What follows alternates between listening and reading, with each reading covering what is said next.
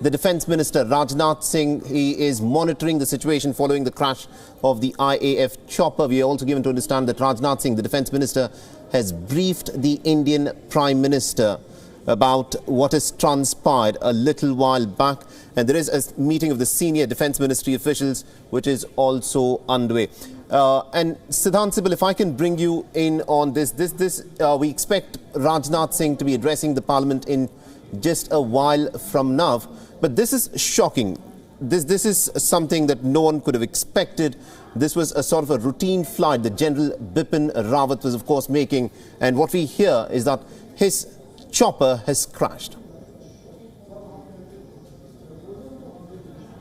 Well, yes, and we are awaiting for the final confirmation of the timing of any kind of briefing by the Indian Defence Minister Rajnath Singh to the Parliament over what has transpired in last 2 to 3 hours.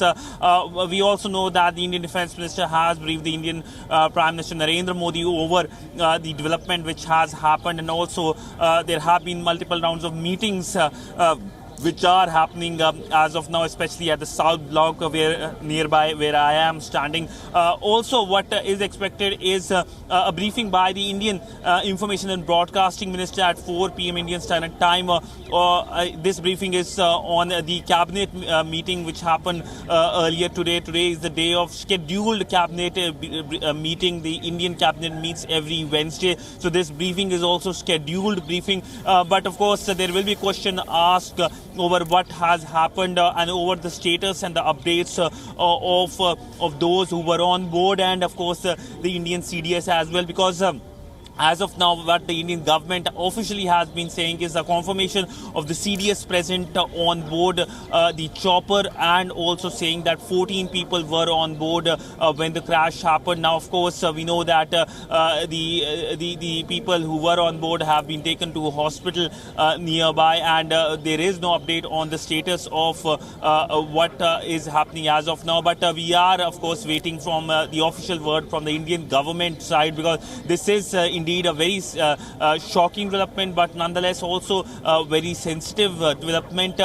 He, of course, is someone who is well respected. He is, of course, the top chief of the Indian forces, as well the first CDS handpicked by the Indian Prime Minister Narendra Modi. So there are, of course, questions as of now over the chopper, the helicopter which was carrying him, given the fact that usually when it comes to VVIP helicopters, they are taken care of in a sense that with all the usual protocols when it comes to VVIP movements. But when it comes to this entire development, an investigation has been ordered by the Indian Air Force, which will be coming up with the details. But as of now, there is no word rounds and rounds of meetings happening here in Delhi, which is usually the case in the backdrop of such a shocking development. And this, of course, is something that has shocked the nation as well. Absolutely, indeed. So this, of course, is the latest that we know. 3 people, we are given to understand, have been rescued from the crash site. They've been taken to a hospital, and according to sources, even their condition is said to be critical. And Siddharth, if I can bring you in on this, according to reports that are coming in, it is being said that the chopper crashed in a gorge near a tea estate in a place called Kateri, that is about 7 kilometers from Coonoor. How difficult is it to access this particular spot where the chopper seems to have come crashing?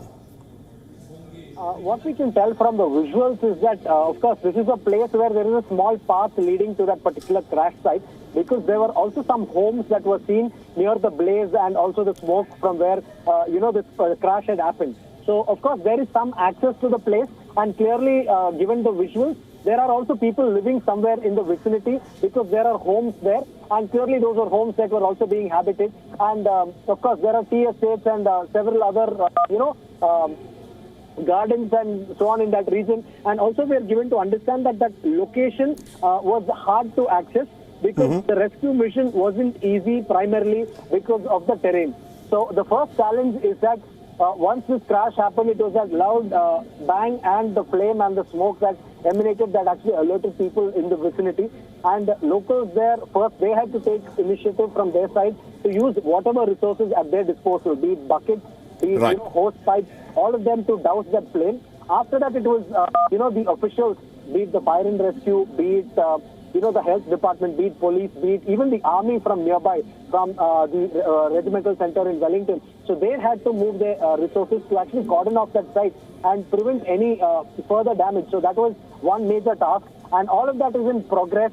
And besides this, whichever recoveries they had made from that site, they had also to ensure that they had taken safely to the nearest hospital, which by all means is the army hospital, because the government hospitals are further, and the closest resource to save them would be the army hospital. So they had to be moved. But what we'll have to think about is the challenging scenario under which all of this is unfolding, because the crash happened in very undulating terrain, and it is challenging terrain, and it was barely about 5-10 minutes prior to the landing of that chopper that this occurred. So they were just a few kilometers, handful of kilometers out of the landing pad when this particular incident had unfortunately occurred.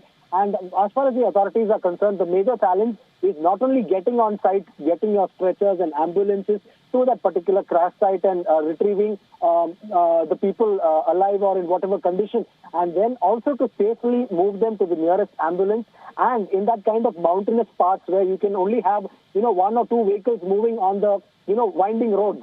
So in those roads, they'll have to drive extremely safe and also take them at extremely high speeds to the nearest hospital, because we're talking about lives of the most important people in India's military leadership, right? So these are the kind of challenging situations under which things are unfolding over there. We can only hope for the best in such kind of a situation and wait for official confirmation from the authorities, because all that we are gathering is from local sources, because understandably this is a very, very sensitive situation and information cannot trickle out easily, when it comes to the health of and the condition of, such a high-ranking military official. And only from the highest offices in the country can we expect a formal word.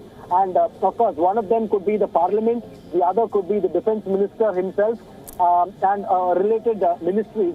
But what we now know is that, this is a very unfortunate incident that has unfolded. And it is being said that the CDS is expected to participate in a function in Wellington at the Defence Services Staff College. And there he was expected to deliver a lecture or something. So it was that kind of an event that he was expected to participate in. Absolutely, indeed, Siddharth. This, of course, was a routine flight that the CDS General Bipin Rawat was on. He was on his way to Wellington and he was expected to deliver a lecture there. 14 people were on board the military chopper that crashed between Coimbatore and Sulur in Tamil Nadu. The 14 people included CDS General Bipin Rawat. His wife Madhulika Rawat was also there. Brigadier L.S. Lidder, Lieutenant Colonel Harjinder Singh, N.K. Gursevak Singh, N.K. Jitendra Kumar, and a few other people were also present on the chopper. A total 14 people were present on the chopper at the time that it crashed, just 7 kilometers away from Coonoor. And according to the reports that are coming in, remember the terrain is extremely a difficult one where rescue operations have been hampered because of the difficult terrain. The chopper has crashed in some kind of a gorge very close to a tea estate. So the first people who responded were, of course, the workers of these tea estates.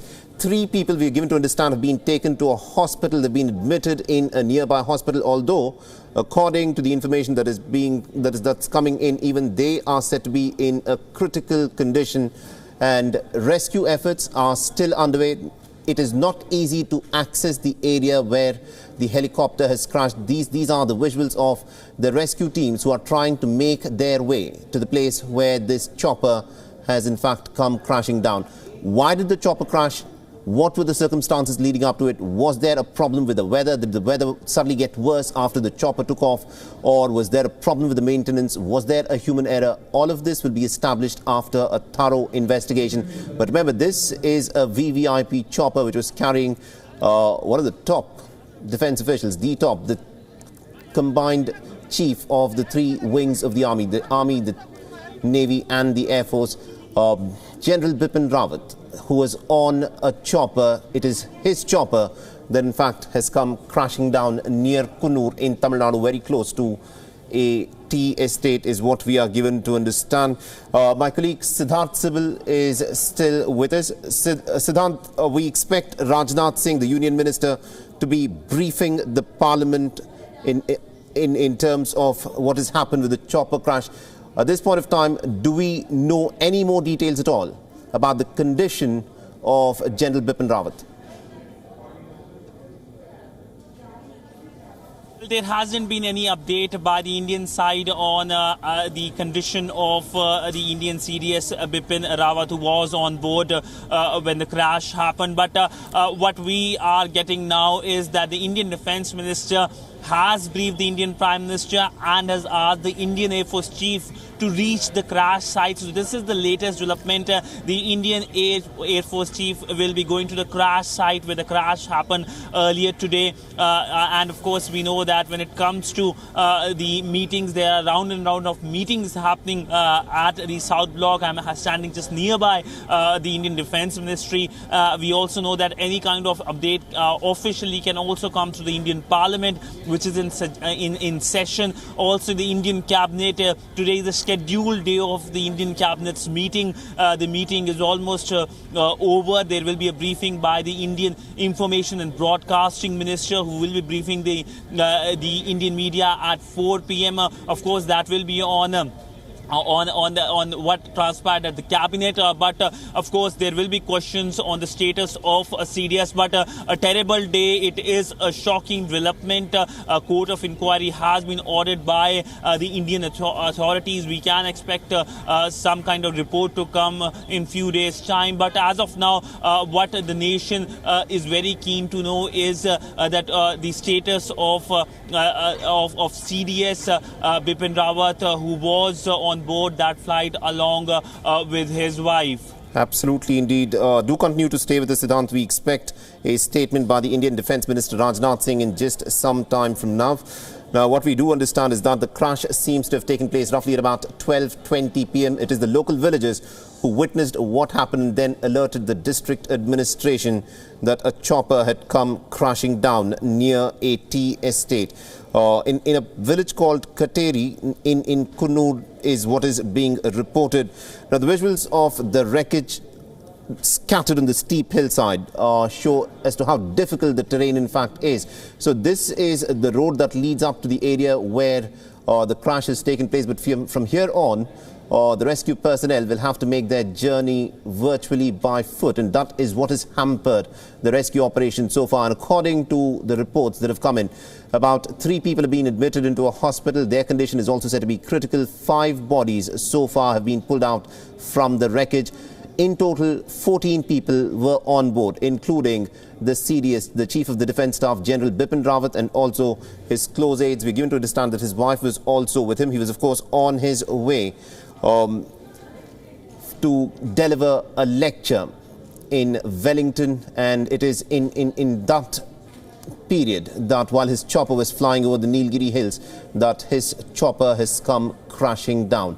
More information needs to come in. Remember, this, of course, is a developing story. We're given to understand that the crash roughly happened at about 12:20 p.m. this afternoon, and the defence establishment immediately got onto the job of carrying out the rescue operation. But this, of course, is a shocking day, because you do not expect that a dignitary as high profile as your Chief of the Defence Staff, his chopper could come crashing down. And also, according to reports that are coming in from the ground, at least about 6 ambulances have been stationed near the area where the crash has taken place, and efforts are underway to try and get as many people out from the crash site as possible. So far, 5 people have been pulled out. 5 bodies have been pulled out from under the crash site, because the wreckage shows the severity of the crash. The chopper was, of course, on fire.